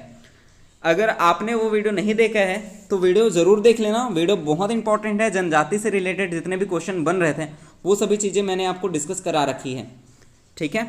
चलिए, तीसरा पॉइंट दिया गया है, ये बेवार नामक स्थानाकृत कृषि करते हैं। चौथा दिया गया है, इन पर दयाशंकर नाम द्वारा द ट्राइबल इकोनॉमी पुस्तक लिखी गई है। दयाशंकर नाग द्वारा, ठीक है, ये पूछा जाता है द ट्राइबल इकोनॉमी किसने लिखी है, तो दयाशंकर नाग ने लिखी है, ठीक है। ये ध्यान रखेंगे। साथ ही आपको ये भी चीज़ ध्यान रखनी है कि राज्य की जो विशेष पिछड़ी जनजाति है उनकी संख्या कितनी है, तो उनकी संख्या जो है वो है 7, ठीक है। विशेष पिछड़ी जनजातियों की संख्या कितनी है, 7। अब ये आपको कमेंट करना है कि विशेष पिछड़ी जनजाति कौन कौन सी, वो 7 जनजाति है जो विशेष पिछड़ी जनजाति के अंतर्गत आते हैं। ये आप कमेंट करना, ठीक है, क्योंकि मैंने पहले ही डिस्कस करा रखा है ये सभी चीज़ें। चलिए, इसका करेक्ट आंसर क्या होगा, जल्दी से अपना जो आंसर है वो कमेंट करेंगे। तो इसका करेक्ट आंसर है ऑप्शन सी, बैगा किसका करेक्ट आंसर होगा। बैगा जनजाति की ही उपजाति नाहार और बिंझवार आदि इसकी उपजातियां होती है। ये विशेष पिछड़ी जनजाति के अंतर्गत आते हैं, ठीक है। बैगा एक विशेष पिछड़ी जनजाति की मैंने आपको विशेष पिछड़ी जनजाति बताई थी क्लास में, ठीक है। तो उन 7 पिछड़ी जनजाति में मैंने बैगा का नाम भी आपको बताया था। तो बैगा एक विशेष पिछड़ी जनजाति है। बैगा जो है ये बेवार नामक स्थानाकृत कृषि करते हैं, ठीक है। और इन पर ही दयाशंकर नाग ने द ट्राइबल इकोनॉमी नामक पुस्तक लिखी है, ठीक है। तो ये जो चीज़ें हैं वो आपको ध्यान में रखनी है, ठीक है। द ट्राइबल इकोनॉमी किसने लिखी, दयाशंकर नाग ने लिखी है। अब इसको आपको बताना है कि इसने कब ये पुस्तक लिखी है, ठीक है। इन्होंने कब ये पुस्तक लिखी है, द ट्राइबल इकोनॉमी दयाशंकर नाग द्वारा लिखी गई है, ये आपको पता चल गया, ठीक है। साथ ही विशेष पिछड़ी जनजाति आपको कमेंट करना है कि 7 पिछड़ी जो विशेष पिछड़ी जो जनजाति है वो आप कमेंट करेंगे। एक यहाँ पे आपको पता चल गया कि बैगा एक विशेष पिछड़ी जनजाति है। चलिए आगे बढ़ते हैं। किस जनजाति द्वारा धनकुल या जागर गीत गाया जाता है। धनकुल या जगार गीत किसके द्वारा गाया जाता है, जल्दी से अपना जो आंसर है वो कमेंट करते हुए चलेंगे। तो इसमें आपको देखने को मिलेगा हलबा और भतरा। ऑप्शन जो डी है वो उसका करेक्ट आंसर होगा, 2 और 3। आगे बढ़ते हैं। पहाड़ी कोरवाओं में प्रचलित एक विवाह है। पहाड़ी कोरवाओं में प्रचलित विवाह कौन सा है। चलिए अपना जो आंसर है वो कमेंट करते हुए चलेंगे। तो इसका जो करेक्ट आंसर हो जाएगा वो हो जाएगा ऑप्शन नंबर ए, ठोको विवाह, ठीक है। आगे बढ़ते हैं। नेक्स्ट हमें क्वेश्चन दिया गया है, छत्तीसगढ़ की कौन सी गाथा सीता माता द्वारा लक्ष्मण से एक विशेष प्रकार के फूल लाने के अनुरोध पर आधारित है। तो इसका जो करेक्ट आंसर हो जाएगा वो हो जाएगा ऑप्शन नंबर सी, फूल बासन की गाथा, ठीक है। आगे बढ़ते हैं। दाऊ दुलार सिंह मंदराजी के द्वारा निम्नलिखित में से किस नाचा या संस्थान पार्टी की स्थापना की गई। आप सभी को पता होगा, जो लोग तैयारी कर रहे हैं किसी भी एग्जाम की उन सभी को पता होगा। ऑप्शन ए इसका करेक्ट आंसर हो जाएगा, ठीक है। आगे बढ़ते हैं। नेक्स्ट हमें क्वेश्चन दिया गया है, कथन 1 में दिया गया है, छत्तीसगढ़ अंचल में हरेली तिहार को राज्य के प्रथम पर्व के रूप में माना जाता है। अभी हमने क्या त्यौहार मनाया, हरेली। और हरेली क्या है, हमारे छत्तीसगढ़ का प्रथम पर्व होता है, यानी कि पहला त्यौहार है छत्तीसगढ़ का, ठीक है। ये सभी आपको पता होगा, यानी कि इसमें पता चल गया कि जो कथन है वो करेक्ट है। अब कारण दिया गया है, सुरा हसली नामक आभूषण को छत्तीसगढ़ की महिलाएं अपने कलाई में धारण करती है। सॉरी, कथन 2 दिया गया था, ठीक है। कथन 1 आपको पता चल गया कि करेक्ट है। अब दूसरा कथन दिया गया है, सुरा हंसली नामक आभूषण को छत्तीसगढ़ की महिलाएं अपने कलाई में धारण करती है। क्या होगा इसका करेक्ट आंसर? तो इसका जो करेक्ट आंसर है वो ऑप्शन ए हो जाएगा। कथन 1 सत्य है, ठीक है, आप सभी को पता है। कथन जो 2 है वो भ्रामक है, ठीक है। ऑप्शन ए इसका करेक्ट आंसर होगा। चलिए आगे बढ़ते हैं। 7 चिरई 7 रंग डारे बैठे त एके संग छत्तीसगढ़ी जनौला निम्नलिखित में से किसे इंगित करता है? ये सभी आपके सिलेबस में दिया नहीं गया है, ये मत सोचना कि सिलेबस के अकॉर्डिंग ही पूछता है व्यापम। आपको सिलेबस से ऊपर भी कुछ क्वेश्चन देखने को मिलता है। यदि आप तैयारी कर रहे हैं पहले से तो आपको ये चीज़ें पता होगी, ठीक है। प्रयोगशाला परिचारक के सिलेबस में क्या कहा गया है? 9वीं और 10वीं, ठीक है। 9वीं और 10वीं का जो पाठ्यक्रम है उसमें जो साइंस का बुक है उसी में से क्वेश्चन देखने को मिलेगा। क्या आपको ये लगता है कि 9वीं और 10वीं के ही प्रश्न आपको देखने को मिलेंगे? ऐसा नहीं है, आपको 11th और 12th का भी कुछ पोर्शन पूछा जाएगा, तो वो सभी चीज़ें एक्स्ट्रा है जो सिलेबस के बाहर है। तो आपको अपने तरफ से जो तैयारी है वो बेहतर करनी है, ठीक है। इस चैनल पर मैंने सारी चीज़ें पहले ही डिस्कस कर रखी है। मैंने जब साइंस का क्लासेस स्टार्ट किया था, मैंने स्टार्टिंग में ही बताया था कि 9वीं 10वीं के ऊपर के लेवल भी यानी 11th 12th के ऊपर के लेवल भी इसमें पूछे जाएंगे। साथ ही मैंने उन सभी चीज़ों को अपने क्लासेस में इंक्लूड की है, ठीक है। 11th 12th के भी क्वेश्चन आपको देखने को मिल जाएंगे। 11th 12th के जो सिलेबस हैं उनसे भी मैंने क्वेश्चन तैयार किए थे, ठीक है। यदि आप पहले से इस चैनल से जुड़े हुए हैं तो आपको सभी चीज़ें जो हैं वो पता होंगी, ठीक है। अब छत्तीसगढ़ के यानी कि सामान्य अध्ययन में ये सिर्फ आपको जो छत्तीसगढ़ी भाषा है वो नहीं दिया गया है, ठीक है। साथ ही आपको जनजाति उसमें लिखा नहीं गया है, लेकिन जनजाति जो है वो महत्वपूर्ण स्थान रखता है। आप अगर व्यापम या पीएससी किसी भी एग्ज़ाम की तैयारी कर रहे हैं तो जनजाति जो है वो महत्वपूर्ण स्थान रखता है। तो वो सभी चीज़ें को देखते हुए मैंने इसमें भी वो चीज़ें इंक्लूड की हैं। अगर आ जाए क्वेश्चन बाय द वे तो आपसे वो चीज़ें जो हैं वो गलत ना हो, ठीक है। चलिए, तो ये मत सोचना कि ये सिलेबस के बाहर है, ठीक है। जो आ सकते हैं उन्हीं टाइप के प्रश्न मैंने इसमें इंक्लूड की है। चलिए, 7 चिरई 7 रंग डारे बैठे त एके संग छत्तीसगढ़ी जनौला निम्नलिखित में से किसे इंगित करता है? तो आप सभी को पता होगा इंद्रधनुष 7 रंगों से बनना है, ठीक है। आप ऐसे ही इसका आंसर ले सकते थे, ठीक है। जो सिलेबस में नहीं दिया गया है उससे अगर क्वेश्चन बनाएगा व्यापम तो थोड़ा इजी ही बनाएगा, क्योंकि वो सिलेबस में दिया नहीं गया है, ठीक है। चलिए, ऑप्शन डी इसका करेक्ट आंसर है। आप सभी ने करेक्ट किया होगा। चलिए आगे बढ़ते हैं। नेक्स्ट हमें क्वेश्चन दिया गया है, राज्य निर्माण हेतु गठित छत्तीसगढ़ शोषण विरोधी मंच नामक संगठन के संस्थापक हैं। शोषण विरोधी मंच पूछा जाता है, ठीक है। शोषण विरोधी मंच जो नामक संगठन है उसके संस्थापक जो हैं वो कौन है, ये आपको बताना है। चलिए, इसका जो करेक्ट आंसर है वो हो जाएगा ऑप्शन बी, ठाकुर प्यारेलाल जो हैं वो शोषण विरोधी मंच के संस्थापक हैं, ठीक है। चलिए आगे बढ़ते हैं। नेक्स्ट हमें क्वेश्चन दिया गया है, छत्तीसगढ़ का कौन सा जिला, ठीक है, यहाँ पे आप ऐड कर लीजिए, ठीक है। छत्तीसगढ़ का कौन सा जिला महाराष्ट्र, ठीक है, महाराष्ट्र को स्पर्श नहीं करता? अब ये आपको बताना है कि छत्तीसगढ़ का कौन सा जिला महाराष्ट्र को स्पर्श नहीं करता है। Option A Rajnandgaon, option B में दिया गया है कांकेर, ऑप्शन सी में दिया गया है मोहला मानपुर अंबागढ़ चौकी, ऑप्शन डी में दिया गया है खैरागढ़ छुईखदान गंडई। अगर आपका जो मैप है वो क्लियर होगा तो आप इसे इजीली ट्रैक कर पाएंगे, ठीक है। मैंने मैप का क्लास सबसे पहले जो वीडियो बनाया था, ठीक है, उसमें मैंने मैप को एकदम बेसिक से बताया है कि मैप आप कैसे बनाएंगे, ठीक है। तो उसे एक बार देख लेना। मैप एक बार जो मैं वीडियो बनाया हूँ उसको देख लेना। उसके बाद 3 से 4 बार आप खुद से बिना देखे बनाने की कोशिश करना, आपको मैप याद हो जाएगा कि कौन सा ज़िला कहाँ पर है, ठीक है। चलिए, महाराष्ट्र को स्पर्श नहीं करता है, कौन सा जिला जो है वो महाराष्ट्र को स्पर्श नहीं करता? तो खैरागढ़ छुईखदान गंडई जो है वो महाराष्ट्र को स्पर्श नहीं करता। बाकी राजनांदगांव, कांकेर और मोहला मानपुर अंबागढ़ चौकी ये सभी महाराष्ट्र को स्पर्श करते हैं। चलिए आगे बढ़ते हैं। निम्नलिखित विवरण छत्तीसगढ़ के किस स्थलाकृत के विषय में उल्लेखित है। पहला दिया गया है, इसे बस्तर का प्रवेश द्वार कहा जाता है। ठीक है, अब बस्तर का प्रवेश द्वार आप इसे समझ जाएंगे कि बस्तर का प्रवेश द्वार किसे कहते हैं। आप सभी को पता होगा केसघाल घाटी, यानी कि केसघाल का जो घाटी है उसे ही बस्तर का प्रवेश द्वार कहते हैं। अब केसघाल घाटी यहाँ ही क्या है, तेलिन माता का मंदिर है। ठीक है, ये आपके पर्यटन स्थल से संबंधित है। तेलिन माता मंदिर कहाँ है, तो केसकाल घाटी में है।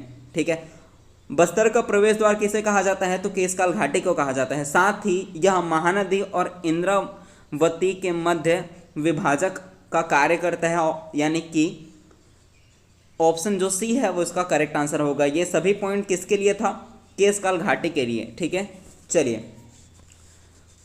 नेक्स्ट क्वेश्चन दिया गया है, छत्तीसगढ़ की नदियों एवं उनके असुमिलित विकल्प का चयन कीजिए। उद्गम और स्थल से जो असुमिलित है, ठीक है, कौन सा पॉइंट जो है वो असुमिलित है ये आपको बताना है।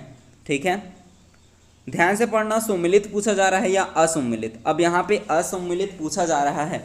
चलिए, खारून नदी, क्या खारून नदी का उद्गम भानु प्रतापपुर की जो पहाड़ी है कांकेर वहाँ से होती है। केलो नदी का उद्गम लुड़ेक पहाड़ी रायगढ़ से होती है। कोटरी नदी का जो उद्गम है राजहरा की पहाड़ी मोहल्ला मानपुर अम्बागढ़ चौकी से होती है। उसके बाद दिया गया है गोपद नदी सोनहट पठार महेंद्रगढ़ चिरमिरी भरतपुर। क्या होगा इसमें से जो सुमिलित नहीं है, जल्दी जल्दी जो अपना आंसर है वो कमेंट करते हुए चलेंगे। आप यहाँ देख पा रहे होंगे केलो नदी कहाँ से उद्गम होता है, तो लुड़ेक पहाड़ी रायगढ़ से होता है, ये करेक्ट है। कोटरी नदी राजहरा की पहाड़ी मोहल्ला मानपुर अम्बागढ़ चौकी से होता है, ये भी करेक्ट है। गोपद नदी का उद्गम जो है वो सोनहट पठार महेंद्र चिरमिरी भरतपुर, ये सभी जो चीज़ें हैं वो करेक्ट हैं। पहला जो दिया गया है खारून नदी, ठीक है, ये पॉइंट जो है वो गलत हो जाएगा। ठीक है, और इसमें सुमिलित नहीं है पूछा गया था, तो ऑप्शन ए ही सुमिलित नहीं है, इसलिए ऑप्शन ए इसका करेक्ट आंसर है। छत्तीसगढ़ की जलवायु की विशेषता, ठीक है, जलवायु जो है वो आपके सिलेबस में दिया गया था छत्तीसगढ़ की जलवायु के बारे में। ठीक है, चलिए, छत्तीसगढ़ की जलवायु की विशेषता है, क्या छत्तीसगढ़ की जलवायु की विशेषता है, यह मानसून पर आधारित है क्या, यह महाद्वीपीय जलवायु है, या उष्णकटिबंधीय शुष्क उपाद्र जलवायु पाई जाती है, या उपरोक्त सभी। तो आपको पता होगा कि छत्तीसगढ़ की जलवायु की जो विशेषता है यह मानसून पर आधारित जलवायु है, ये पॉइंट करेक्ट है। यह महाद्वीपीय जलवायु है, ये भी पॉइंट करेक्ट है। यह उष्णकटिबंधीय शुष्क उपाद्र जलवायु पाई जाती है, ये भी पॉइंट सही है, इसलिए इसका करेक्ट आंसर है ऑप्शन डी, उपरोक्त सभी। क्वेश्चन दिया गया है, इंद्रावती राष्ट्रीय उद्यान के संबंध में असत्य कथन की पहचान करना है। ठीक है, हमें असत्य कथन की पहचान करना है, किसके लिए, इंद्रावती राष्ट्रीय उद्यान के लिए। पहला ही पॉइंट आपको दिया गया है यहाँ पे, यह राज्य का सबसे बड़ा उद्यान है, यही पॉइंट जो है वो गलत हो जाएगा। ठीक है, राष्ट्र का सबसे बड़ा उद्यान ये नहीं है।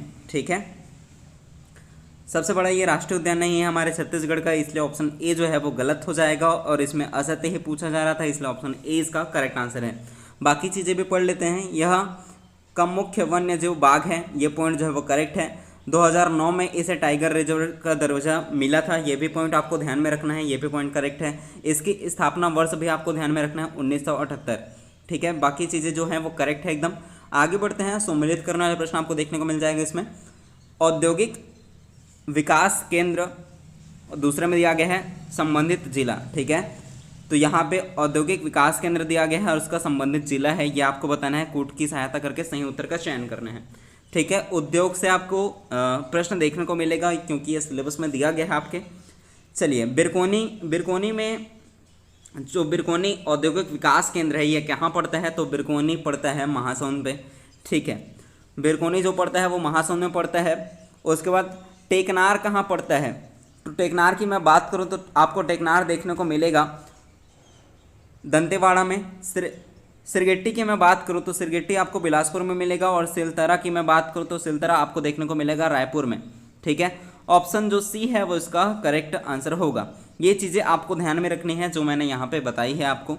चलिए आगे बढ़ते हैं। नेक्स्ट हमें क्वेश्चन दिया गया है, किस कलचुरी शासक के द्वारा लाफागढ़ के महिषासुर मर्दनी मंदिर का निर्माण करवाया गया। अब महिषासुर मर्दनी मंदिर ठीक है, कहाँ है? लाफागढ़ में। अब किस वंश के दौरान हुआ है? तो ये कलचुरी वंश के दौरान हुए हैं। ठीक है, अब कलचुरी शासक कौन है जिसने ये मंदिर का निर्माण किया है? तो क्वेश्चन पे ही आपको इतने सारे चीज़ें हैं जो हैं वो मिल गई होंगी। तो ये सभी कोर्ट में भी पूछा जा सकता है, क्वेश्चन को बदल करके पूछा जा सकता है। तो ये सभी चीज़ें जो हैं वो आपको ध्यान में रखनी है। पीडीएफ के लिए आप चिंता नहीं करेंगे, पीडीएफ आपको टेलीग्राम ग्रुप में मिल जाएगा। चलिए, तो इसका जो करेक्ट आंसर हो जाएगा वो हो जाएगा ऑप्शन बी, रतन देव प्रथम जो हैं इन्होंने ही लाफागढ़ में महिषासुर मर्दिनी मंदिर का निर्माण किया है, जो कि कलचुरी शासक हैं। ठीक है, ऑप्शन बी इसका करेक्ट आंसर है। आगे हम बढ़ते हैं। नेक्स्ट हमें क्वेश्चन दिया गया है, नलवंशी शासकों को उनके अभिलेख ताम्रपत्र से संबंधित गलत विकल्प का चयन करना है, यानी कि जो असुमिलित है वो से आपको चयन करना है। तो इसमें पहला जो दिया गया है ऑप्शन ए, कुलिया अभिलेख बालोद में जो मिला है वो स्तंभराज से संबंधित है। तो ये जो पॉइंट है वो करेक्ट है। ठीक है, दूसरा दिया गया है कसेरी बेड़ा अभिलेख जो कि उड़ीसा से प्राप्त हुआ है, ये अर्धपति भट्टारक के लिए है। ये भी पॉइंट जो है वो करेक्ट है। सुमिलित नहीं है, ध्यान रखना है, सुमिलित नहीं है, ये आपको बताना है। पोंडागढ़ अभिलेख उड़ीसा से प्राप्त हुआ है, स्कंद वर्मन से संबंधित है। ये भी पॉइंट जो है वो करेक्ट है।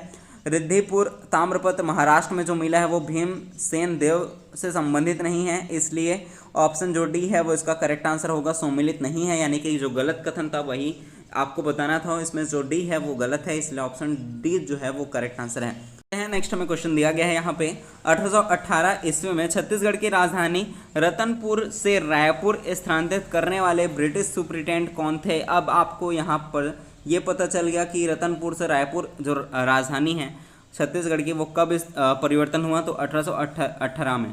ठीक है, रतनपुर से कहाँ चला गया? ये रायपुर चला गया। अब ब्रिटिश सुप्रिटेंडेंट का नाम बता रहे हैं जिन्होंने ये परिवर्तन किया है, स्थानांतरित किया है। तो उनका नाम है कैप्टन एगेन्यू। ठीक है, ऑप्शन बी जो है वो इसका करेक्ट आंसर होगा। नेक्स्ट हमें क्वेश्चन दिया गया है, निम्नलिखित में से कौन सा जंगल सत्याग्रह सविनय अवज्ञा आंदोलन के दौरान नहीं हुआ था? जंगल सत्याग्रह सविनय अवज्ञा आंदोलन के दौरान नहीं हुआ था, ये आपको बताना है। तो इसका जो करेक्ट आंसर है वो हो जाएगा ऑप्शन सी, नगरी सिहावा जंगल सत्याग्रह है, जो कि सविनय अवज्ञा आंदोलन के दौरान नहीं हुआ था। ठीक है, बाकी जो सभी चीज़ें हैं वो हुई थी सविनय अवज्ञा आंदोलन के दौरान। ऑप्शन सी इसका करेक्ट आंसर है। आगे हम बढ़ते हैं। नेक्स्ट हमें क्वेश्चन दिया गया है, 1942 में रायपुर षड्यंत्र केस के मुख्य क्रांतिकारी जिन्हें छत्तीसगढ़ के भगत सिंह के नाम से जाना जाता है वह हैं, छत्तीसगढ़ के भगत सिंह पूछा जाता है डायरेक्ट आपको। तो छत्तीसगढ़ के भगत सिंह किसे कहते हैं ये आपको बताना है। छत्तीसगढ़ के भगत सिंह परसराम सोनी को कहा जाता है। ठीक है, और इन्होंने ही 1942 में रायपुर षड्यंत्र केस में मुख्य क्रांतिकारी के रूप में माना जाता है। ठीक है, छत्तीसगढ़ के भगत सिंह भी इन्हें ही कहा जाता है, परसराम सोनी। ऑप्शन ए इसका करेक्ट आंसर है। नेक्स्ट हमें क्वेश्चन दिया गया है, छत्तीसगढ़ के समस्त रियासतों की जनता को जागरूक कराने और वहां प्रजातांत्रिक मूल्यों का विकास करने के उद्देश्य से गठित छत्तीसगढ़ काउंसिल ऑफ एक्शन के अध्यक्ष बनाए गए। छत्तीसगढ़, ये आपको ध्यान में रखना है, छत्तीसगढ़ काउंसिल ऑफ एक्शन के अध्यक्ष किसे बनाए गए थे? तो इसका जो करेक्ट आंसर है वो हो जाएगा ऑप्शन बी, ठाकुर प्यारेलाल सिंह। आगे हम बढ़ते हैं। नेक्स्ट हमें क्वेश्चन दिया गया है, पश्चिमी घाट के संबंध में निम्नलिखित में से कौन सा कथन जो है वो सत्य है, ये आपको बताना है। पहला दिया गया है, इसे महाराष्ट्र में सह्याद्री के नाम से जाना जाता है। किसकी बात हो रही है? पश्चिमी घाट की बात हो रही है। इसे महाराष्ट्र में सह्याद्री के नाम से जाना जाता है। दूसरा दिया गया है, इसकी सबसे ऊंची चोटी दक्षिणतम भाग में स्थित है। तीसरा दिया गया है, इसमें थाल घाट नामक दर्श केरल में स्थित है, जो कि कोच्चि को सेलम से जोड़ता है। क्या क्या पॉइंट इसमें से करेक्ट होगा? तो इसमें से पहला और जो दूसरा पॉइंट है, ठीक है, पहला और जो दूसरा पॉइंट है वो सही है, इसलिए ऑप्शन जो सी है वो इसका करेक्ट आंसर होगा। आगे हम बढ़ते हैं। नेक्स्ट हमें क्वेश्चन दिया गया है, भारत की सर्वाधिक जल अपवाहित करने वाली नदी कौन सी है जिस पर भारत का सबसे लंबा रेलवे रोड ब्रिज निर्मित है? तो वो है ब्रह्मपुत्र नदी। ऑप्शन जो बी है वो इसका करेक्ट आंसर होगा। नेक्स्ट हमें क्वेश्चन दिया गया है, सूची 1 को सूची 2 से सम्मिलित करना है, साथ ही कोड का प्रयोग करके सही उत्तर का चयन करना है। सूची 1 में खनिज दिया गया है, और सूची 2 में उसका क्षेत्र और क्षेत्र या राज्य का नाम दिया गया है। ठीक है, चलिए अभ्रक हमें कहाँ से प्राप्त होता है, तो अभ्रक वाला जो क्षेत्र है वो कौन सा है, इसका जो करेक्ट आंसर होगा अभ्रक आपको देखने को मिलेगा कहाँ, अभ्रक आपको देखने को मिलेगा कोडरमा झारखंड में। ठीक है, चांदी आपको मिलेगा ज्वार माइंस राजस्थान में। ठीक है, उसके बाद हीरा की मैं बात करूं तो पन्ना मध्य प्रदेश में। मैग्नीज की मैं बात करूं तो मैग्नीज आपको दिखने को मिलेगा क्योंझर उड़ीसा में। ठीक है, ऑप्शन जो बी है वो इसका करेक्ट आंसर होगा। आगे हम बढ़ते हैं, नेक्स्ट हमें क्वेश्चन दिया गया है उत्तर पूर्वी मानसून से सर्वाधिक वर्षा भारत के किस तट पर होता है। उत्तर पूर्वी मानसून से सर्वाधिक वर्षा भारत के किस तट पर होता है ये आपको बताना है। तो इसका जो करेक्ट आंसर है वो हो जाएगा ऑप्शन डी कोरोमंडल तट। नेक्स्ट हमें क्वेश्चन दिया गया है प्रसिद्ध बौद्ध मठ के नाम पर रखा गया राष्ट्रीय उद्यान कौन सा है जिसे हेम तेंदुओं का घर कहलाता है। ठीक है, जो हेम तेंदुओं का घर कहलाता है वो कौन सा राष्ट्रीय उद्यान है जो प्रसिद्ध बौद्ध मठ के नाम पर रखा गया है। जल्दी अपना जो आंसर है वो कमेंट करेंगे। तो इसका जो करेक्ट आंसर है वो हो जाएगा option B Hemis high national park. ठीक है, ऑप्शन बी इसका करेक्ट आंसर है। आगे हम बढ़ते हैं, नेक्स्ट हमें क्वेश्चन दिया गया है ट्रांस हिमालय की विभिन्न श्रेणियों को उनके दक्षिण से उत्तर की ओर अवस्थित के अनुक्रम में व्यवस्थित करना है। ठीक है, यानी कि ट्रांस हिमालय के विभिन्न जो श्रेणियां हैं उनको आपको दक्षिण से उत्तर की ओर व्यवस्थित करना है। ठीक है, चलिए तो इसका जो करेक्ट आंसर है वो हो जाएगा ऑप्शन नंबर बी, आपको दक्षिण से उत्तर की ओर जाना है। ठीक है, दक्षिण से उत्तर की ओर जाना है तो दक्षिण की ओर सबसे पहले मिलेगा आपको जास्कर। ठीक है, उसके बाद लद्दाख, उसके बाद काराकोरम। ठीक है, ऑप्शन जो बी है वो इसका करेक्ट आंसर होगा। आगे हम बढ़े, नेक्स्ट हमें क्वेश्चन दिया गया है निम्नलिखित में से किसे देश के 98वें क्रम का टाइगर रिजर्व अधिसूचित किया गया है। तो वो कौन सा है, साथ ही वो कहाँ है, जल्दी से अपना जो आंसर है वो कमेंट करेंगे। तो वो है गुरु घासीदास तमोर पिंगला टाइगर रिजर्व जो कि हमारे छत्तीसगढ़ में है। ये 98वें क्रम का टाइगर रिजर्व है। ठीक है, ऑप्शन ए इसका करेक्ट आंसर होगा। आगे हम बढ़ते हैं, नेक्स्ट हमें क्वेश्चन दिया गया निम्नलिखित में से कौन देश का प्रथम परमाणु विद्युत संयंत्र था। देश का प्रथम परमाणु विद्युत संयंत्र इनमें से कौन सा है।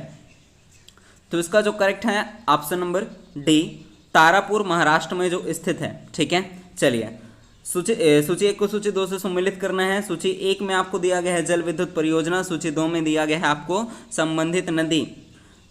तो मैटूर परियोजना कहाँ है, कौन सी नदी पर है। तो मैटूर जो परियोजना है वो आपको देखने को मिलेगा कावेरी नदी पर। ठीक है, मैटूर जो है वो कावेरी नदी पर देखने को मिलेगा। उसके बाद मैं बात करूं उत्काई परियोजना की, मैं बात करूं तो उत्काई परियोजना ताप्ती नदी पर आपको देखने को मिल जाएगा। साथ ही दुलहस्ती परियोजना आपको चिनाब नदी में देखने को मिल जाएगा। अलमाटी की मैं बात करूं तो आपको कृष्णा नदी पर देखने को मिल जाएगा। इस प्रकार से ऑप्शन नंबर सी इसका करेक्ट आंसर होगा। चलिए आगे बढ़ते हैं, नेक्स्ट हमें क्वेश्चन दिया गया है, लास्ट 10 क्वेश्चन और बचे हुए हैं। वीडियो एंड तक जरूर देखें, सारे सिलेक्टिव क्वेश्चन हैं जो मैं आपके लिए लेकर के आया हूं। चलिए, भारत के किस अंतर्राष्ट्रीय हवाई अड्डे को डिजिटल नवाचारों के लिए वैश्विक पुरस्कार प्राप्त हुआ है। ठीक है, करंट अफेयर्स से रिलेटेड हो जाएंगे, ये सभी चीज़ें आपको ध्यान में रखनी है। भारत के किस अंतर्राष्ट्रीय हवाई अड्डे को डिजिटल नवाचारों के लिए वैश्विक पुरस्कार प्राप्त हुआ है। तो इसका जो करेक्ट आंसर है वो हो जाएगा ऑप्शन नंबर बी। ठीक है, राजीव गांधी अंतर्राष्ट्रीय हवाई अड्डा जो हैदराबाद में है। चलिए आगे बढ़ते हैं, नेक्स्ट हमें क्वेश्चन दिया गया है हाल ही में किन्हें इंदिरा काल एवं संगीत विश्वविद्यालय की नई कुलपति नियुक्ति किया गया है। तो इसका जो करेक्ट आंसर है वो हो जाएगा option number B doctor Lovely Sharma. आगे बढ़ते हैं, नेक्स्ट हमें क्वेश्चन दिया गया है छत्तीसगढ़ राजभाषा आयोग का 8वां प्रांतीय सम्मेलन की अध्यक्षता किसने की है, किसके द्वारा किया गया है। छत्तीसगढ़ का जो 8वां राजभाषा आयोग का प्रांतीय सम्मेलन हुआ है उसकी अध्यक्षता जो किया है वो हो जाएंगे option number A Shri Rameshwar Vaishnav. ठीक है, आगे बढ़ते हैं। नेक्स्ट हमें क्वेश्चन दिया गया है, छत्तीसगढ़ का पहला सेमीकंडक्टर प्लांट कहाँ प्रस्तावित है। सेमीकंडक्टर प्लांट जो है वो प्रस्तावित है, और कहाँ प्रस्तावित है तो वो आपको देखने को मिलेगा नवा रायपुर में। ठीक है, आगे बढ़ते हैं। नेक्स्ट हमें क्वेश्चन दिया गया है, हाल ही में केंद्र सरकार द्वारा छत्तीसगढ़ के 3 जिलों को नक्सल मुक्त जिला घोषित किया गया है। ठीक है, नक्सल मुक्त जिला 3 जिलों को घोषित किया जा चुका है। अब वो 3 जिले कौन कौन से हैं वो आपको बताना है। वो 3 जिले कौन कौन से हैं, इनमें दिया गया है मुंगेली, कबीरधाम, गौरेला, पेंड्रा, मरवाही। क्या इनमें से कोई ऐसा जिला जो नक्सल मुक्त जो 3 जिले घोषित किए गए हैं उनमें सम्मिलित हैं? तो इसका जो करेक्ट आंसर है वो हो जाएगा ऑप्शन नंबर डी। ठीक है, इसमें से कबीरधाम जो है इसे ही केवल जो 3 नक्सल मुक्त जिले घोषित किया गया है उन 3 जिलों में कबीरधाम जिला जो है वो सम्मिलित है। बाकी 2 जिलों का नाम जो है वो आप कमेंट करेंगे। चलिए नेक्स्ट हमें दिया गया है, मोर दुआर साय संकर अभियान कब से कब तक चलाया गया है। कब से कब तक चलाया गया है? तो इसका जो करेक्ट आंसर है वो हो जाएगा 15 अप्रैल से 30 अप्रैल 2025 तक। ऑप्शन नंबर 20 का करेक्ट आंसर है। आगे हम बढ़ते हैं। नेक्स्ट हमें क्वेश्चन दिया गया है, भारतीय प्रतिभूति एवं विनिमय बोर्ड सेबी के नवीनतम अध्यक्ष कौन हैं? सेबी के नवीनतम जो अध्यक्ष नियुक्त किए गए हैं वो कौन है? तो इसका जो करेक्ट आंसर है वो हो जाएगा ऑप्शन नंबर डी, इनमें से कोई वो व्यक्ति नहीं है। ठीक है, चलिए आगे हम बढ़ते हैं। हाल ही में मिजोरम के राज्य घोषित किए गए हैं, बाद में देश का दूसरा पूर्ण साक्षर, ओहो इसमें थोड़ा सा मिस्टेक है, क्वेश्चन ध्यान से पढ़ेंगे। क्वेश्चन मैं बता रहा हूं आपको, ध्यान से सुनेंगे। हाल ही में मिजोरम के बाद देश का दूसरा पूर्ण साक्षर राज्य किसे घोषित किया गया है? थोड़ा सा प्रिंट मिस्टेक हुआ है। हाल ही में मिजोरम के बाद, ठीक है, हाल ही में मिजोरम के बाद दूसरा पूर्ण साक्षर राज्य किसे घोषित किया गया है? क्वेश्चन ध्यान से पढ़ेंगे, जो मैंने बोला वो आप ध्यान से सुनेंगे। चलिए इसका करेक्ट आंसर क्या होगा? हाल ही में मिजोरम के बाद देश का दूसरा पूर्ण साक्षर राज्य किसे घोषित किया गया है? तो इसका जो करेक्ट आंसर है वो हो जाएगा ऑप्शन नंबर ए, गोवा को। ठीक है, आगे बढ़ें। चलिए आगे बढ़ते हैं। नेक्स्ट हमें क्वेश्चन दिया गया है, हाल ही में किस देश ने संयुक्त राष्ट्र मानवाधिकार परिषद से अलग होने की घोषणा की है? तो वो कौन सा देश है? ठीक है, जिन्होंने संयुक्त राष्ट्र मानव अधिकार परिषद से अलग होने की घोषणा की है, तो वो आपको देखने को मिलेगा ऑप्शन नंबर डी, इजराइल जो है वो इसका करेक्ट आंसर है। ठीक है, आगे बढ़ते हैं। नेक्स्ट हमें क्वेश्चन दिया गया है, खेलो इंडिया यूथ गेम्स 2025 के संदर्भ में सही कथन है। सही कथन कौन सा है? तो इसमें से आपको पहला और तीसरा जो दोनों पॉइंट है वो करेक्ट है। इसका आयोजन बिहार के पटना में हुआ था। ठीक है, राजगीर आदि जिलों में हुआ है, पटना के गया, राजगीर आदि जिलों में हुआ है, ये पॉइंट सही है। छत्तीसगढ़ की कुल 14 पदक के स्थान में 19वां स्थान प्राप्त हुआ है, ये भी पॉइंट करेक्ट है। ठीक है, पहला और तीसरा करेक्ट है, इसलिए ऑप्शन नंबर सी इसका करेक्ट आंसर हो जाएगा। लास्ट क्वेश्चन इस वीडियो का, केंद्रीय बजट 2025-26 में निम्न में से किस नए योजना का शुभारंभ किया गया है? तो ये सभी करंट अफेयर्स से रिलेटेड हैं, साथ ही जो बजट प्रस्तुत किया गया है 2025-26 उससे रिलेटेड है। तो इसका जो करेक्ट आंसर है वो हो जाएगा प्रधानमंत्री धन धान्य योजना। ठीक है, केंद्रीय बजट 2025-26 में निम्न में से किस नए योजना का शुभारंभ किया गया है? तो वो है प्रधानमंत्री धन धान्य योजना। ठीक है, ये इसका आंसर है। ठीक है, आपको पीडीएफ में सारी चीज़ें मिल जाएंगी। आई होप कि आपको वीडियो अच्छा लगा होगा। अगर आपको वीडियो अच्छा लगा है तो वीडियो को लाइक कर देना, इस चैनल को सब्सक्राइब कर लेना, साथ ही प्यारा सा कमेंट करना कैसा लगा आपको वीडियो। साथ ही मैंने आपको वीडियो स्टार्टिंग में आपको बताया था कि बोला था कि कौन सा क्वेश्चन जो है वो जिसमें डाउट होगा वो आप कमेंट करेंगे, साथ ही कितने क्वेश्चन इन 100 प्रश्नों में से आपके सही हुए हैं वो आप कमेंट करेंगे। आई होप कि आपको अच्छा लगा होगा। चलिए मिलते हैं नेक्स्ट वीडियो में, तब तक के लिए बाय बाय।